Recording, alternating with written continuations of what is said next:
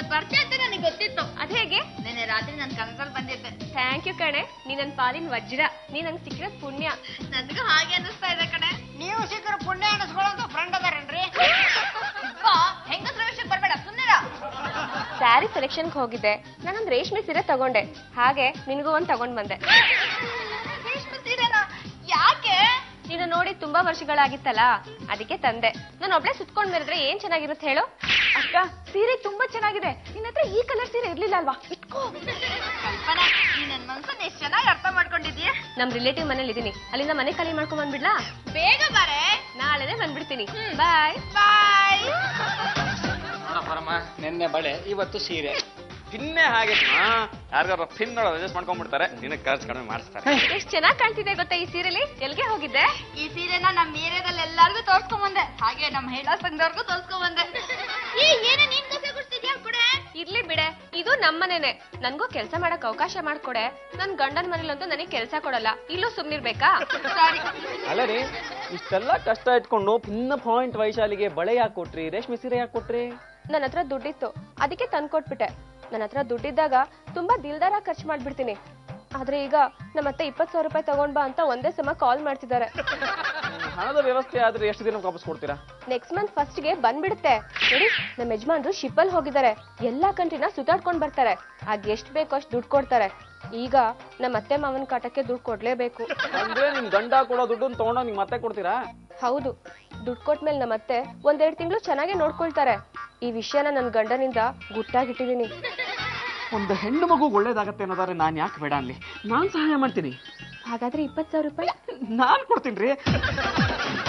20,000 ಇಟ್ಕೊಳ್ಳಿ. ನಿಮ್ಮಿಂದ ತುಂಬಾ ಸಹಾಯ ಆಯ್ತು. ನೋಡಮ್ಮ, ಈ ಸರಿ ಹಣದ ಮುಗ್ಗಟ್ಟು ಇರೋದ್ರಿಂದ ವೆಡ್ಡಿಂಗು ಬೇಡ, ಆನಿವರ್ಸರಿನೂ ಬೇಡ, ಯಾವ್ದಾರ ಒಂದ್ ದೇವಸ್ಥಾನಕ್ಕೆ ಹೋಗೋಣ, ಪೂಜೆ ಮಾಡೋಣ, 20 ರೂಪಾಯಿ ಎಲ್ಲ ಮುಗಿದೋಗುತ್ತೆ. ಮಂಗಳಾರತಿ 2 ರೂಪಾಯಿ ದಕ್ಷಿಣೆ. ಅದಕ್ಕೂ 2 ರೂಪಾಯಿ ಹಾಕೋಣ, ಅಲ್ಲಿಗೆ 22 ರೂಪಾಯಿ.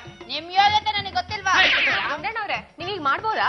ಸ್ವರದಲ್ಲೇ ಅಪಸ್ವರ ಇದೆ. ಮತ್ತಿನೇನು, ನನ್ ಫ್ರೆಂಡ್ ವೆಡ್ಡಿಂಗ್ ಆನಿವರ್ಸರಿ ಮಾಡ್ಬೇಕು ಅಂತ ನಿಮ್ಗೆ ಅನ್ಸ್ತಾ ಇಲ್ವಾ? ನನಗೂ ಆಸೆ ನಂದಿ ಬೆಟ್ಟದಷ್ಟಿದೆ ಮೇಡಮ್ ನವ್ರೆ, ಆದ್ರೆ ನನ್ ಪರ್ಸಲ್ ದುಡ್ಡು ಅಡಿಕೆ ಬೆಟ್ಟದಷ್ಟಿದೆಯಲ್ಲ. ಹೌದಾ? ಒಂದ್ ನಿಮಿಷ. ಹಲೋ ರಘು, ನನ್ ಫ್ರೆಂಡ್ ವೆಡ್ಡಿಂಗ್ ಆನಿವರ್ಸರಿ ಇದೆ, ಅರ್ಜೆಂಟ್ ಆಗಿ 20,000 ರೂಪಾಯಿ ಸಿಗುತ್ತಾ? ಕಲ್ಪನಾ, ನೀನ್ ಕೇಳಿದ್ರಿಲ್ಲ ಅಂತೀನ, ದುಡ್ಡು ತಗೊಂಡು ಈಗ್ಲೇ ಬಂದೆ. ವೈಶ್ಯ, ಇದು ನನ್ ಕಡೆಯಿಂದ ಗಿಫ್ಟ್. ಏನ್ ಮೇಡಮ್ ನವ್ರೆ ಇದು? ಸೆಕೆಂಡ್ ಹನಿಮೂನ್ಗೆ ಟಿಕೆಟ್. ಏನೇ ಕಲ್ಪನಾ, ನಮ್ ಕಲ್ಪನೆ ಸಿಗ್ತಿರೋ ಹಾಗೆ ಏನೇನ್ ಅರೇಂಜ್ ಮಾಡ್ಬಿಟ್ಟಿದ್ಯಾ? ಅಪರೂಪಕ್ಕೆ ವೆಡ್ಡಿಂಗ್ ಆನಿವರ್ಸರಿ ಮಾಡ್ಕೊಳ್ತಾ ಇದೀಯಾ, ಅದಕ್ಕೆ ಇವತ್ತೊಂದ್ ರಾತ್ರಿ, ನಾಳೆ ಒಂದ್ ಹಗ್ಲಿಗೆ ರೆಸಾರ್ಟ್ ಬುಕ್ ಮಾಡಿದೀನಿ. ಇದ್ದೆ ನಿಮ್ಮಂತ ಫ್ರೆಂಡ್ ಇರ್ಬೇಕು, ಎಷ್ಟೊಂದು ಹೆಲ್ಪ್ ಮಾಡ್ತೀರಾ. ವೇದ, ನಿಂಗೊಂದ್ ವಿಷಯ ಹೇಳದ್ ಮರ್ತಿದೆ. ನೀನ್ ರೇಡಿಯೋ ಜಾಕಿ ಆಗ್ಬೇಕಲ್ವಾ? ನಾಳೆ ರೇಡಿಯೋ ಸ್ಟೇಷನ್ ಅಲ್ಲಿ ಇಂಟರ್ವ್ಯೂ ಇದೆ, ನಾನು ಅವ್ರಿಗೆ ಹೇಳಿದೀನಿ. ನೀನ್ ಬೆಳಗ್ಗೆನೆ ಹೋಗ್ಬಿಟ್ ಬಾ. ಇಂಟರ್ವ್ಯೂ ಪಾಸ್ ಆದ್ರೆ ಕೆಲ್ಸ ಕನ್ಫರ್ಮ್. ಪಿನ್ನ ಪಾಯಿಂಟ್ ವೈಶಾಲಿ ಅವರ ಧಾರಾಳಿ ಗೆಳತಿ ಕಲ್ಪನಾ ಅವರು ಮಾಡಿರುವ ಗತಿಯನ್ನು ಆ ಲೇಡಿ ಆರ್ಕಿಡ್ಸ್ ಬಾಯಲ್ಲಿ ಕೇಳಿ. ಸ್ವಲ್ಪ ಇರಮ್ಮ, ಯಾಕೋ ಏನು ಕಾಣಿಸ್ತಾ ಇಲ್ಲ, ಕನ್ನಡಕ ಪ್ರಭಾವ ಏನು? ಏನು ಕಾಣಲ್ಲ. ಏನೇ ಆಯ್ತು?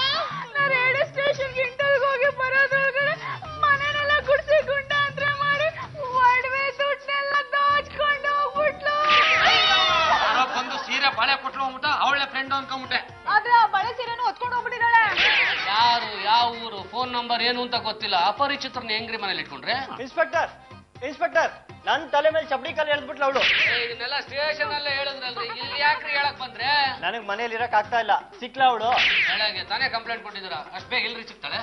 ಸರ್, ನೀವ್ ಏನಾದ್ರೂ ಮಾಡ್ಬೇಕು ಸರ್. ನನ್ನನ್ನೇ ಮದ್ವೆ ಆಗ್ತೀನಿ ಅಂತ ನಂಬಿಸಿ ನನ್ನ ಹತ್ರ 1 ಲಕ್ಷ ರೂಪಾಯಿ ಇಸ್ಕೊಂಡೇಳೆ.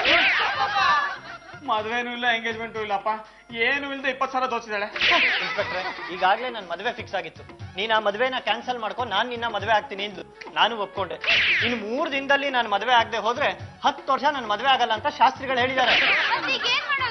ನೋಡಿ, ಅವಳು ಎಷ್ಟೇ ಸಾಲ ಮಾಡಿದಾಳೋ, ನೀವು ಗುಂಡಣ್ಣ ಸೇರ್ಕೊಂಡು ಅದನ್ನ ತೀರಿಸ್ಬೇಕು. ನಾವ್ ತೀರಿಸ್ಬೇಕಣ್ಣ. ಸಾಲದ ವಿಷಯ ಬಿಡಿ ಇನ್ಸ್ಪೆಕ್ಟ್ರೆ, ನನ್ ಸಮಸ್ಯೆ ಬಗ್ಗೆ ನೋಡಿ. 3 ದಿನದಲ್ಲಿ ನನ್ ಮದ್ವೆ ಆಗ್ಲಿಲ್ಲ ಅಂತಂದ್ರೆ ಜೀವನ ಪೂರ್ತಿ ನನ್ ಮದ್ವೆನೇ ಆಗಲ್ಲ. ದಯವಿಟ್ಟು ನನ್ಗೇನಾದ್ರೂ ಸಹಾಯ ಮಾಡಿ.